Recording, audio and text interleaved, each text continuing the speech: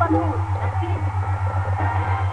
Muli rin pinainit ng Alpha Phi Omega ang University of the Philippines Baguio sa kanilang taunang Oblation Run. Nagpapatrol, Chuck Vincent. Tagos hanggang buto ang lamig sa Baguio City kagabi na bumaba sa 13.2 degrees Celsius.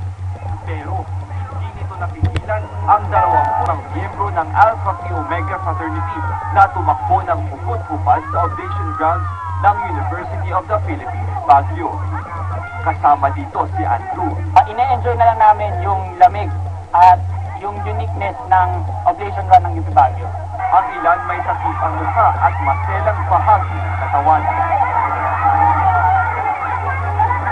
Bahagi ng tradisyon ang pagbibigay ng bulaklak sa mga babae sa dadaanan. Okay lang. Wala akong masyadong nakita kaya hindi ako nag-enjoy. Actually, medyo disappointed po. Kasi first time ko manood and hindi ko nakita yung Yun ang nakita ko sa Manila actually. Bit-bit nila sa pagtakbo ang protesta laban sa cybercrime law at iba't ibang isyong may kinalaman sa kalikasan, seguridad at malinis na halalan. Sinisimulan nito yung fight namin sa bawat issue ng panlipunang issue na kung saan binibigyan namin, pinasacrifice namin yung sarili namin. Bilang ang operation ang ibig sabihin niya is sacrificing to oneself.